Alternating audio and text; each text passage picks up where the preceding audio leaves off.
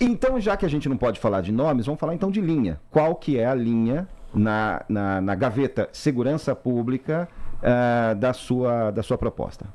Imposição da lei e da ordem num país que optou pelo caos nos últimos 30 anos. Houve uma opção política do Brasil pelo caos. E essa opção se deu como uma espécie de um trauma que a gente teve das violações de direitos humanos no período da ditadura militar. A gente teve um período em que houve violações, portanto, não só o legislador, mas a academia na área de direito. Eu fiz faculdade de direito lá na USP, na Sanfran, então tem toda a coisa dos direitos humanos, violações, aquilo gerou um trauma. E aquele trauma, não só na cabeça do legislador, mas nos juízes e nos aplicadores do direito, fez com que a aplicação dura das punições fosse feita com muitas ressalvas, com muito medo. Mas o Renan Santos não nega, né? Não nega que houve, porque há quem diga que não. Não nego. Pelo amor de Deus, não nego. Não sou terraplanista. O que eu sei é o seguinte, o trauma não pode fundamentar a formulação de novas políticas públicas. Eu não tenho nada a ver com o período da ditadura, entendeu? Eu não torturei ninguém, não tenho nada a ver, eu não estava no DOPS.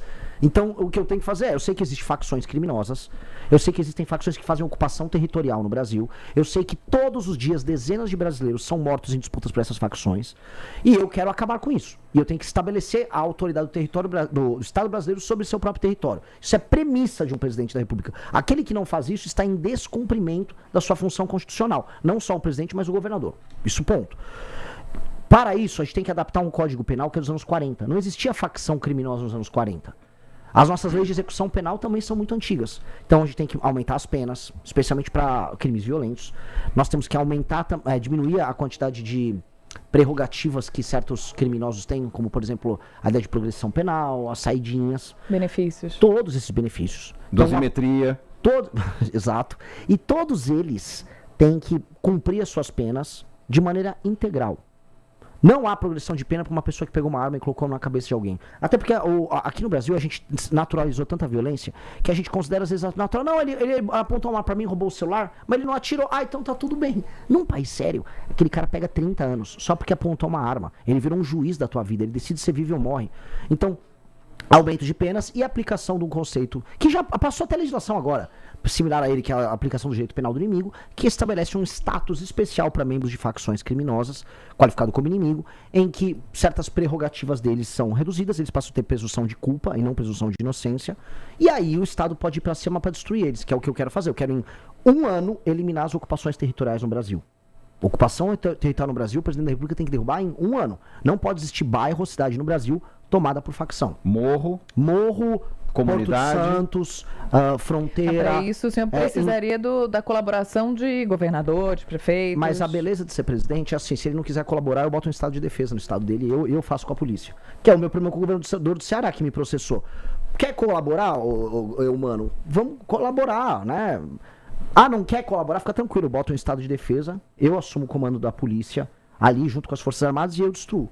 Eu vou fazer em colaboração. Quem não quiser colaborar, eu faço em colaboração. Agora, eu queria entrar em um ponto específico da violência, já que o senhor disse que está enfrentando uma certa dificuldade, ou estava com o público feminino, eu queria saber se o senhor vai conseguir responder uma pergunta que está difícil para pré-candidatos, seja a qual cargo for, responderem de forma muito específica, que é violência contra a mulher.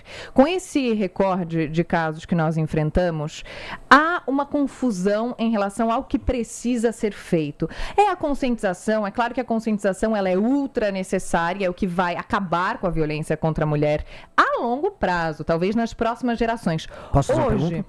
Claro. Que a conscientização acabaria com a violência? Não, quando você ou quando você melhora a educação e a conscientização sobre como os homens ou meninos têm que tratar, encarar as relações, toda essa estrutura patriarcal, você evita episódios de violência. Essa pergunta tem uma resposta já. Se eu estou entendendo Eu bem. acho que não, viu? O que muda é lógico, assim, o que uma lógica punitivista. É óbvio, o que para uma pessoa violenta é a força maior. Mas são duas coisas que andam em paralelo, não? Elas podem entrar em paralelo, mas a pessoa que comete o crime violento no Brasil, em geral, é uma pessoa que tem a certeza da impunidade. A certeza da impunidade faz haver o cometimento do crime. Independentemente da conscientização dela ou não. Independentemente da conscientização.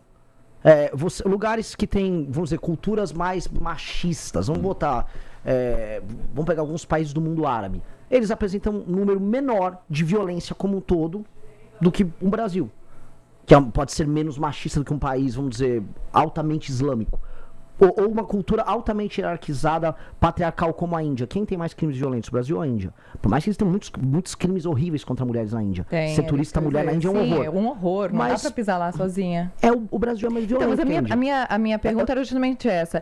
Tem muita gente que defende a conscientização e a educação, e isso é algo que vem a longo prazo. Agora, a curto prazo, o que pode ser feito especificamente para esses crimes? Porque, de certa forma, eles estão englobados ali na violência, de forma geral. Mas são crimes muito específicos. Assim, eu gosto muito de deixar a coisa bem precisa, porque o número de homicídios, homicídios contra a mulher diminuiu. O número de homicídios. A gente está falando de uma estatística nova, de um novo tipo penal que foi criado, que é o feminicídio, que é falando, um crime por uma violência doméstica e tal. E agora ele está sendo listado como parte de vamos dizer, de um tipo penal novo. E aí você está vendo os casos. E existem casos horríveis que estão acontecendo, a gente assistiu nos últimos meses, casos bizarros. O que tem que ter? Punição muito dura. O homem que está em casa e bate, mata a sua esposa e a mulher confia nele, ele é o homem que deveria ser o protetor da casa e ele trai a confiança dela, ele tem que ter agravantes na pena dele. Só que hoje nem ele, nem um homem que assalta qualquer outra pessoa, homem ou mulher na rua com uma arma, esse cara fica na cadeia. O problema, no fundo, é esse. O que eu tenho medo um pouco da questão de a gente falar só de conscientização são esses projetos como o PL da misoginia, que fala que está conscientizando, no fundo ele está diminuindo a liberdade de expressão das pessoas, diminuindo a capacidade de confiança nas relações entre homem e mulher. E aí homens e mulheres têm medo de estabelecer relações. Inclusive saiu agora uma pesquisa sobre isso. Interessantíssimo isso aqui. Homens, na geração Millennial e Z, têm medo de entrar em relação, com medo de falsas acusações. Então, quando você estabelece muitas regras, você cria relações de baixa confiança. Países que têm mais confiança interpessoal precisam de menos regras para isso. Mas, em geral, que tipo de regra eles têm? Eles confiam na capacidade das pessoas interagirem umas com as outras, mas eles punem de maneira muito dura quem é incapaz de agir socialmente. Então, se uma pessoa socialmente, vamos dizer, bate uma mulher, ela tem que ter uma punição desproporcionalmente alta quando ele quebra essa confiança. Então, o que eu acredito? Na punição muito pesada. E 2, em entender quais são os problemas reais que afetam as mulheres. As mulheres são muito preocupadas em ser assaltadas na rua. Elas são vítimas de assaltos à mão armada, roubos de celular, de maneira muito, muito alta, especialmente nas periferias. Isso, todos os lugares que eu rodei no Brasil, falam, Renan, é muito fácil assaltar a mulher tem muito medo na rua, não sabe como reagir na hora, e o bandido vem pegar. Penas muito duras, vão pegar o ladrão de celular. A violência doméstica, penas muito altas. E um problema que não é exatamente da violência doméstica, mas que afeta boa parte das meninas mais humildes no Brasil. Que é o quê? A falta do pai presente com a criança. Veja só um ciclo. O ciclo é, a mulher jovem que às vezes, eventualmente, acaba tendo uma relação que não funciona com o rapaz, tem um filho. O pai da criança não dá atenção, ela é obrigada a trampalhar o dia inteiro, não consegue dar atenção para a educação desse menino. Esse menino, sem a presença masculina, não tem a referência, vamos dizer, de como o homem se comportar. Na escola ele começa a apresentar padrões antissociais. A mãe não consegue cuidar disso, que ela está tendo que ralar para pagar as contas dele. Esse menino depois ele é absorvido pelo crime organizado e você vai criando um ciclo. E qual é o ciclo? É o ciclo da mãe que não teve a presença do marido ou do jovem que ela casou para cuidar da criança. Aquele menino entra pro crime, acaba criando violência contra as mulheres. Ou seja, esse ciclo de perpetuação precisa ser interrompido. E boa parte das reclamações das mulheres é um cara que eu casei, ou o cara que eu namorei, o pai da criança, não paga pensão. Isto são esses 3 problemas que eu listei. A menina que fica fora tendo que trabalhar, que gostaria de ter um colégio em tempo integral, uma boa merenda. O pai pagando a pensão e a violência contra ela, esses são os 3 temas que mais preocupam as mulheres. Eu acho que esses temas eles precisam ser tratados, eles são fáceis de ser direcionados. Quando eu levo isso para um campo de conscientizar, como a ideia do PL da misoginia, eu estou resolvendo assim abstrações, eu estou num castelo, no ar, voando, enquanto problemas reais estão acontecendo. Eu entendi o seu raciocínio, Renan, mas você dá a entender que esse ciclo é obrigatório. Pode não ser, esse ciclo... Não, nunca é obrigatório. Não é até obrigatório. minoritário. Mas a incidência é maior com pessoas mais humildes. Perfeito. E a falta de referência que uma mãe... Vamos colocar aqui, usar essa expressão mesmo. Uma mãe solteira, então, ela não pode ser uma referência positiva. Deixa eu só entender isso. Não foi isso que eu falei. Tá certo. Não, só para entender isso. Não. O que eu tô falando é o seguinte. Nos lugares mais humildes, essa moça que acaba tendo uma relação que não funciona, a maior reclamação dela é o pai da criança que não paga a pensão. E não está presente. Perfeito. E o que as estatísticas mostram? Que a não presença do pai tem um dano para ela, para a criança e para a sociedade colossal. Porque aquele menino apresenta notas piores nas escolas, e a chance desse menino cair no crime organizado ou cometer delitos é maior do que o menino que teve a presença paterna. Por exemplo, portanto, o maior dano à vida dessa mulher jovem, que teve uma criança, que em geral vai estar mais presente nas periferias, nas cidades menores, é a ausência e o desinteresse masculino no filho que ele teve. E este é um problema que nós precisamos endereçar. Esse é um dos maiores problemas brasileiros, as pessoas têm vergonha de falar dele. E esse é o maior problema que atinge as mulheres no geral.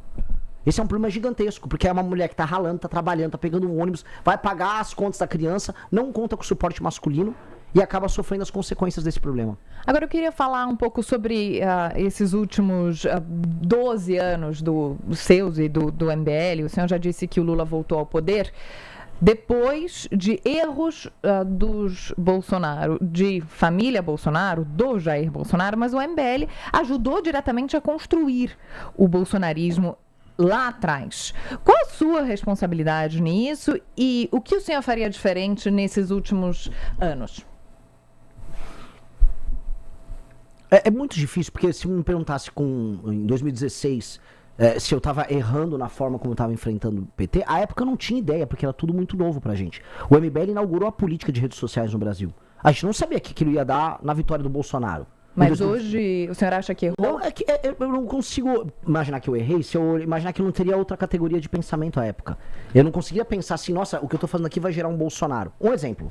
As pessoas iam nas ruas, nas manifestações que eu chamava em 2016, falar que a gente não tem bandido de estimação, quem tem é o PT. Ora. Anos depois, boa parte daquelas pessoas que estavam comigo nas ruas na Paulista estão aqui falando, não, o Flávio só tá fazendo um filme. Aquelas pessoas se tornaram tudo aquilo que elas criticavam. À época eu não tinha ideia de que isso fosse acontecer. Eu achei que a gente tá tendo uma revolução de cidadania. As pessoas estavam, nossa, as pessoas acordaram o problema brasileiro. Isso é genial. Eu era um bobo. Eu tinha como saber que isso ia acontecer? Não, talvez eu fui bobo. Vamos botar assim, eu fui bobo. Agora, na hora, não dava pra imaginar. As pessoas, a gente tava passando por um fenômeno que era parecido naquela época com uma Revolução Francesa, que era a Operação Lava Jato. Corta a cabeça desse político, corta daquele agora, corta. Então tava um lance de cortar cabeças. E como é que a gente saiu de um lance de corta a cabeça pra hoje mantém a cabeça mesmo quando ela precisa ser cortada? Que é o caso, por exemplo, de todos os escândalos de corrupção à direita que envolve a família Bolsonaro. Se há um escândalo, virar um eleitor bolsonarista, mas o Lula deve ter feito pior. É isso que virou. Então, realmente eu não tinha ideia.